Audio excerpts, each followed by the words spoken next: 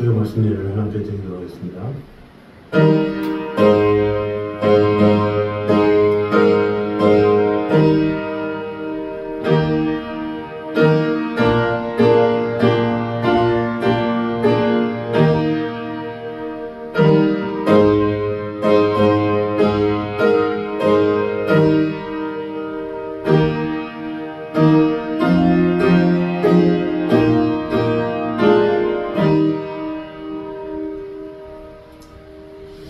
하나님의 날이 임하기를 바라보고 간절히 사모하라. 그날에 하늘이 불에 타서 풀어지고 물질이 뜨거운 불에 녹아지려니와 우리는 그의 약속대로 의가 있는 곳인 새 하늘과 새 땅을 바라보리다. 아버지 하나님, 우리에게 새 생명과 하늘을 소망하며 살아갈 수 있도록 허락해 주신 주님의 은혜를 찬양합니다.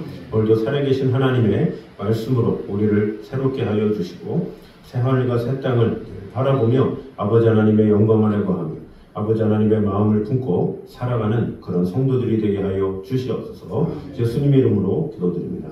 아멘. 우리 찬송가 484장 찬양했습니다.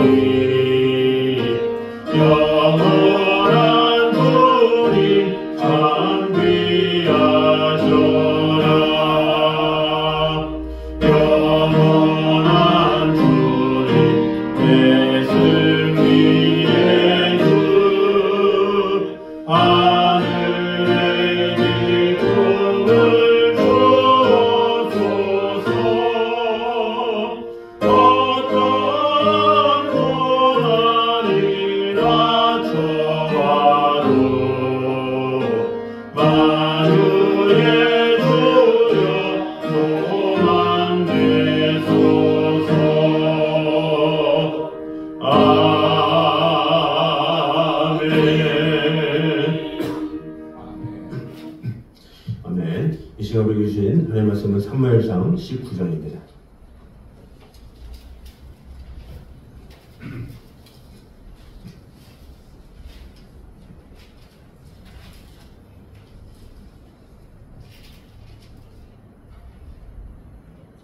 사무엘상 19장 1절에서 7절까지 말씀입니다.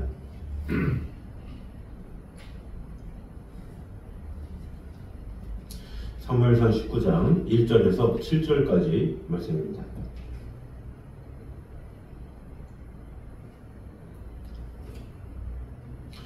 교독하도록 하겠습니다. 사울이 그의 아들 요나단과 그의 모든 신하에게 다윗을 죽이라 말하였더니 사울의 아들 요나단이 다윗을 심히 좋아하므로 그가 다윗에게 말하이르되 내 아버지 사울이 너를 죽이기를 계하시니라.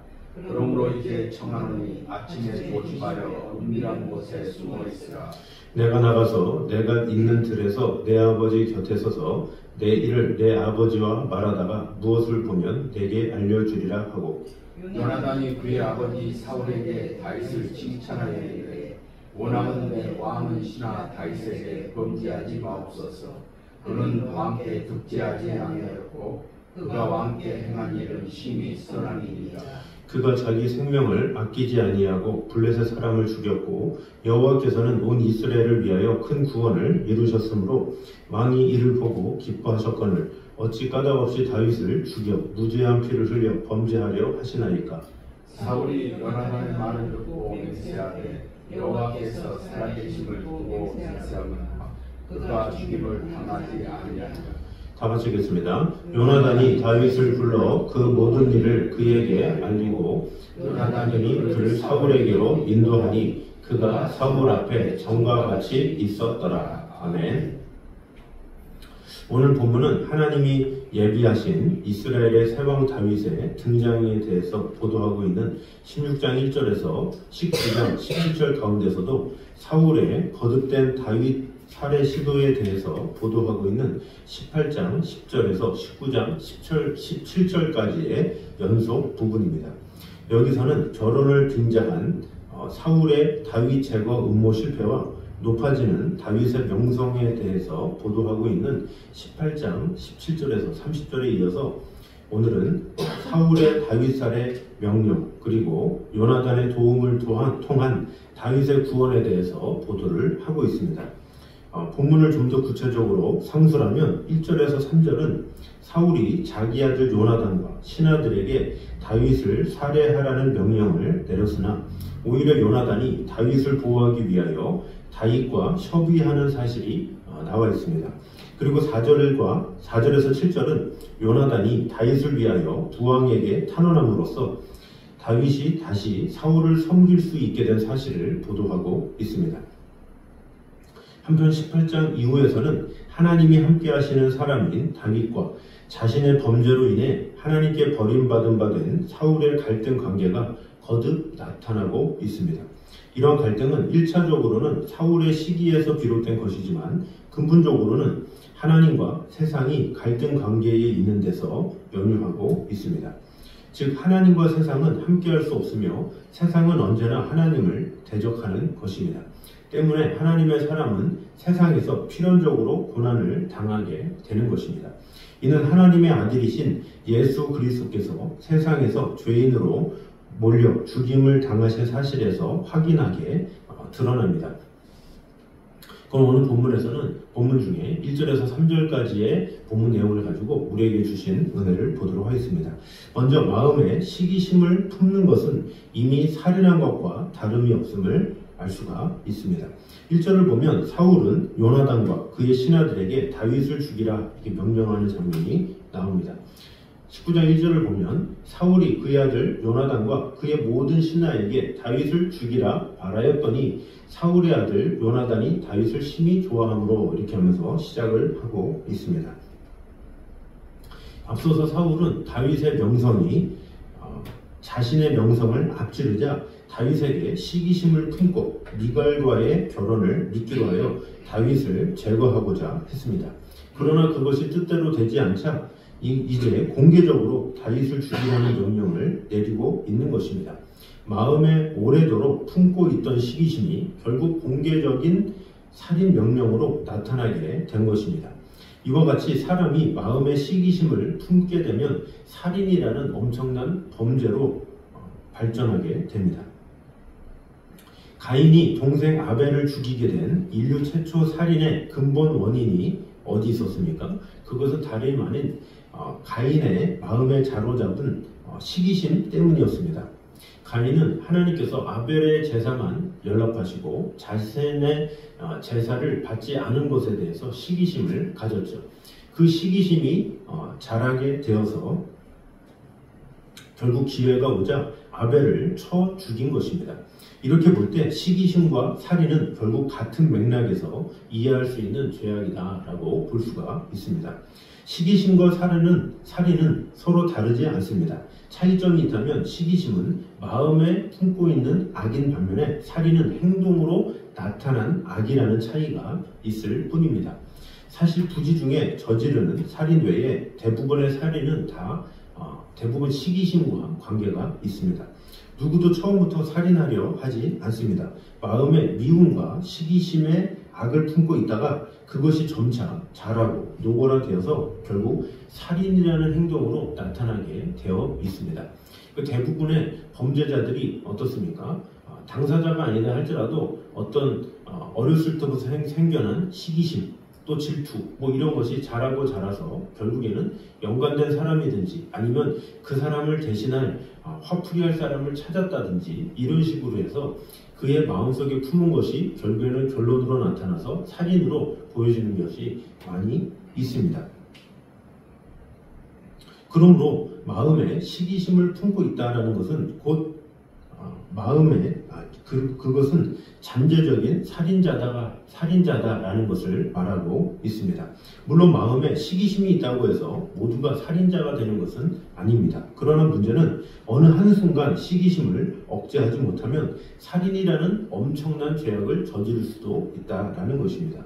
그리고 시기심은 비록 육적 살인으로는 이어지지 않는다 할지라도 마음으로는 이미 살인하는 것과 같다는 점에서 문제의 심각성이 있습니다.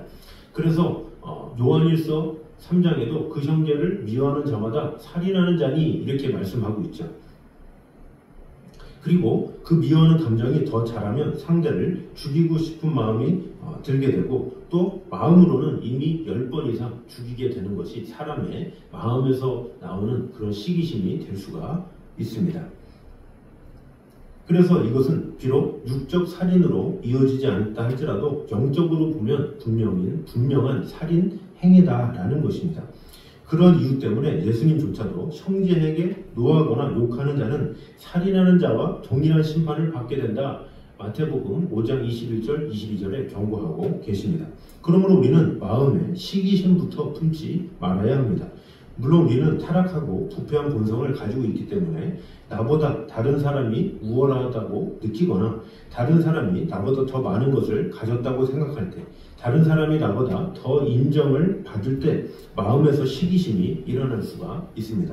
만일 이러한 시기심이 전혀 일어나지 않는다 그러면 우리는 사람이 아니겠죠. 그럼 어떻게 되겠습니까? 그 시기심이 일어나지 않도록 질투가 일어나지 않도록 성령 하나님께 간구하는 태도, 그런 습관이 있어야 한다라는 거죠.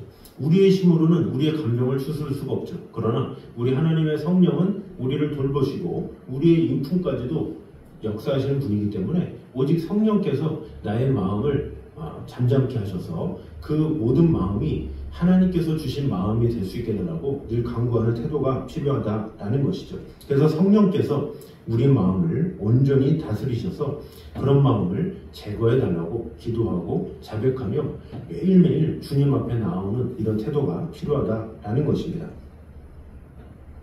또 처음부터 성령에 의지하여 행함으로 우리 마음에서 시기심이 일어나려는 기운부터 억제해 나가야 합니다.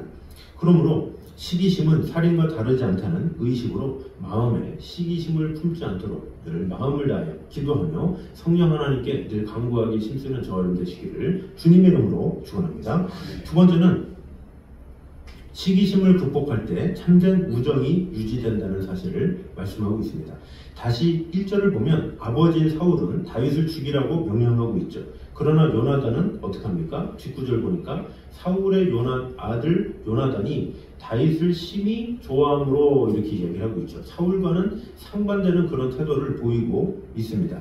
사실 요나단과 다윗은 정치적으로 라이벌 관계가 될 수 있는 사이였습니다. 그리고 실질적으로 보면 요나단이 더 왕이 될 가능성이 많죠. 그 당시만 해도 이 아들이 당연히 대를 이어서 왕이 되는 것을 당연하다고 생각할 수 있는 그런 때였습니다. 그래서 요나단은 이 다윗보다도 더욱더 유리한 상황에 처한 사람이다 이렇게 볼 수가 있죠. 따라서 다윗의 명성이 높아질수록 자신의 지위가 위협받을 수 있었습니다. 요나단도 그것을 분명히 알고 있었을 것입니다. 그럼에도 불구하고 요나단은 다윗을 시기하거나 경계하며 정적으로 여겨서 제거하려 하지 않았습니다. 오히려 진심으로 다윗을 기뻐했습니다. 이것은 다윗에 대한 요나단의 우정이 얼마나 깊고 진실한 것인지를 잘 보여준다고 할 수가 있습니다. 즉 요나단은 진실한 우정으로서 친구 간에 생길 수 있는 시기심을 극복했다라는 것을 알 수가 있습니다. 친구 관계는 일반적으로 능력이나 나이가 비슷한 또래 사이에 맺어집니다.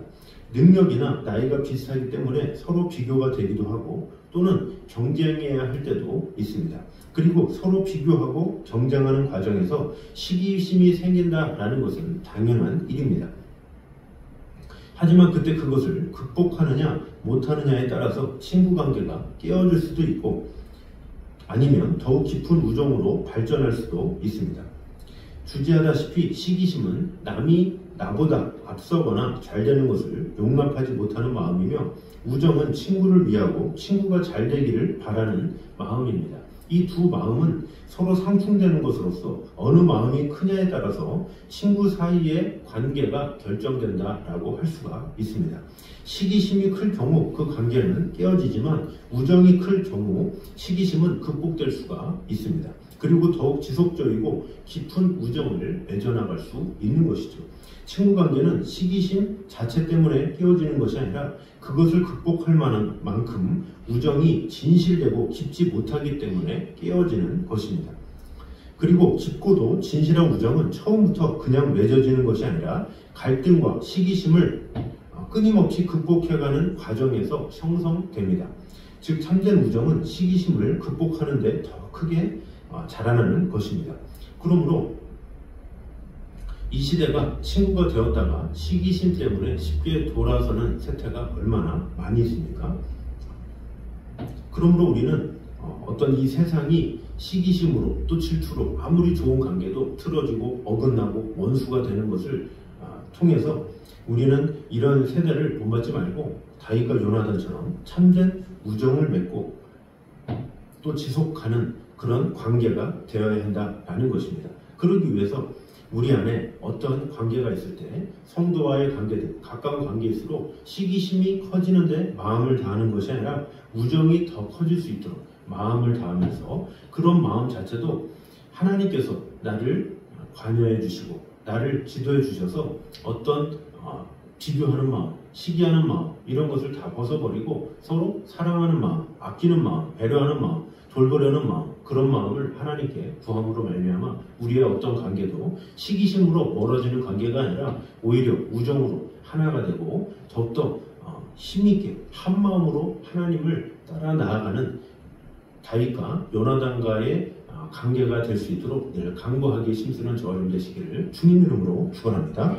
세 번째로는 그리스도인의 선택 기준은 관계가 아니라 공이라는 사실을 볼 수가 있습니다.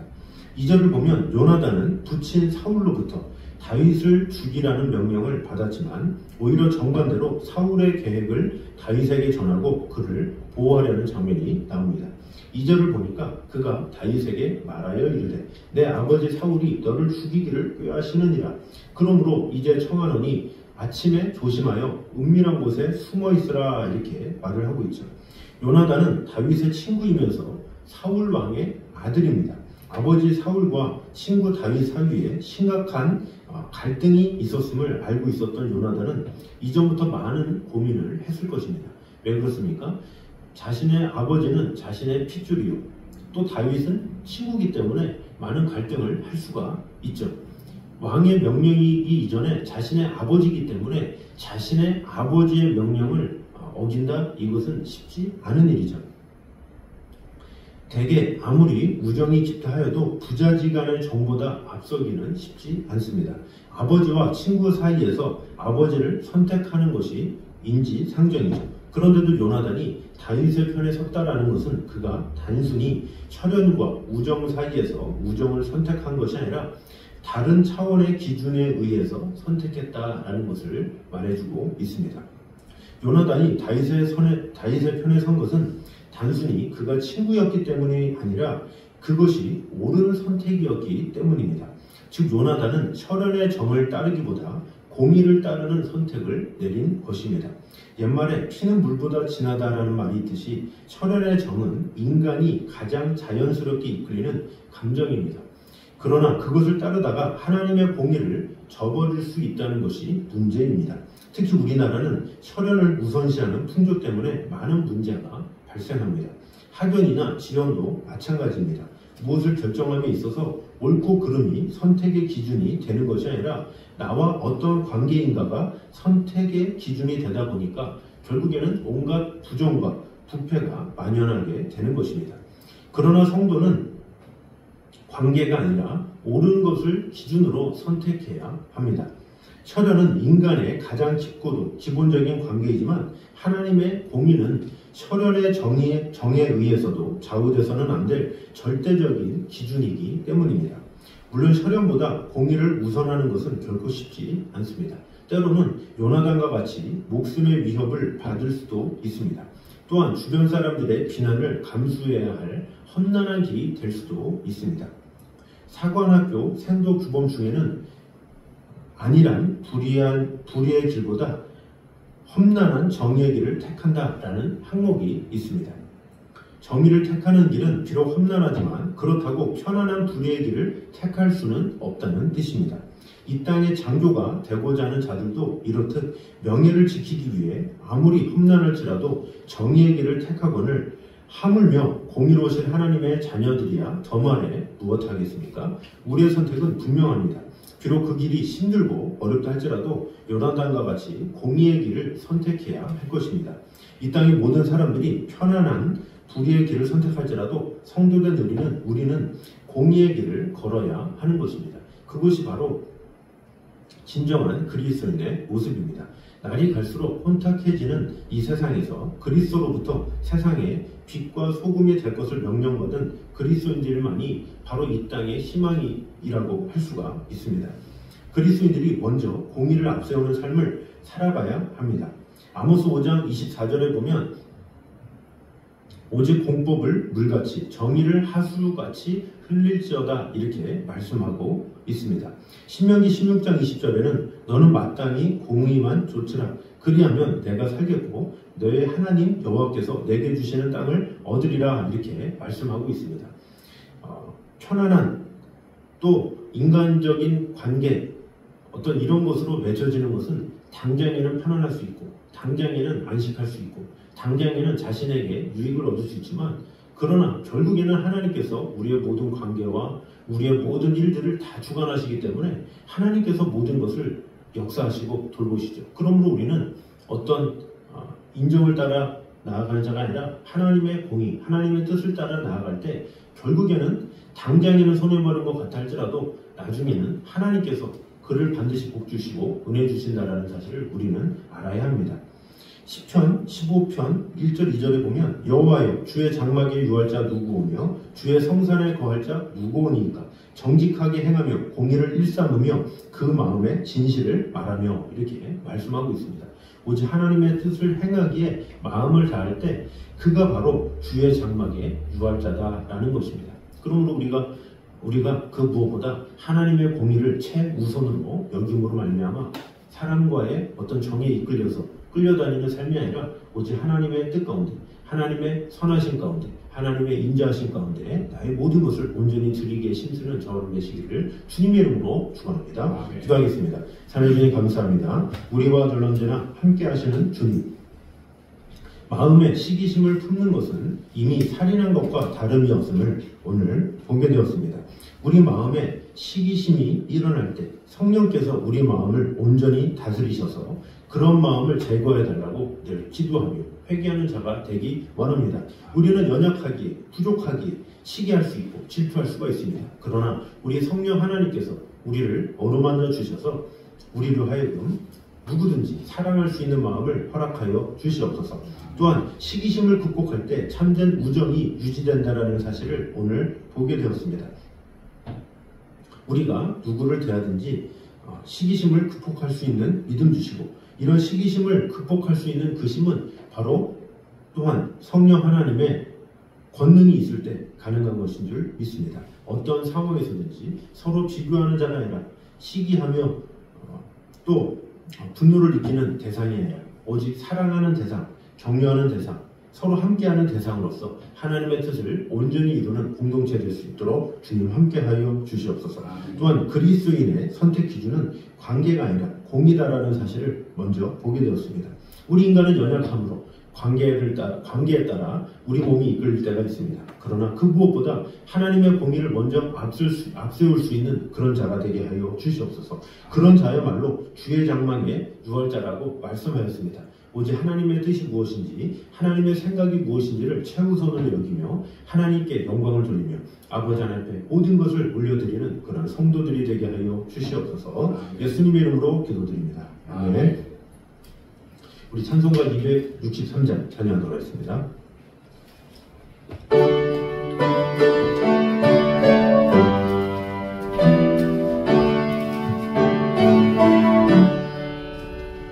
이 세상 오마도 나 비록 약하나 늘 기도 있으면 근거는 없겠네. 주의 은혜로 대속받아서 이와 같이 붉은데 눈 마치겠네. 주님의 권능은 한없이 크오니 돌 같은 내 마음 온도져 주소서. 주의 은혜로 대속받아서 이와 같이 붉은데 눈 마치겠네. 내 마음이 약하여 늘 넘어지오니 주 예수님 구사 굳세게 하소서. 주의 은혜로 대속받아서 이와 같이 붉은데 눈 마치겠네. 세상 받은 후 새 사람 되어서 주 앞에 서는 날 그를 찬송하겠네. 주의 은혜로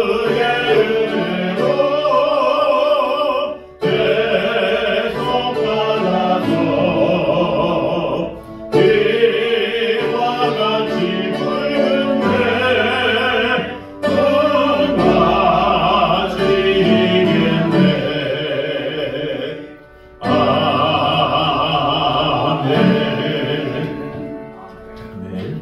이제 우리 주 예수 그리스도의 은혜와 아버지 하나님의 무한하신 사랑과 성령님의 교통하심이 늘 우리와 함께 계시는 하나님의 성령 하나님의 그 능력 가운데 그 힘을 얻어서 어떤 상황에서도 주님께서 주시는 능력과 믿음으로 살아가길 원하는 이 자리에 있는 모든 성도들 위해 이부터 영까지 함께 있기를 간절히 축원하옵나이다. 아멘.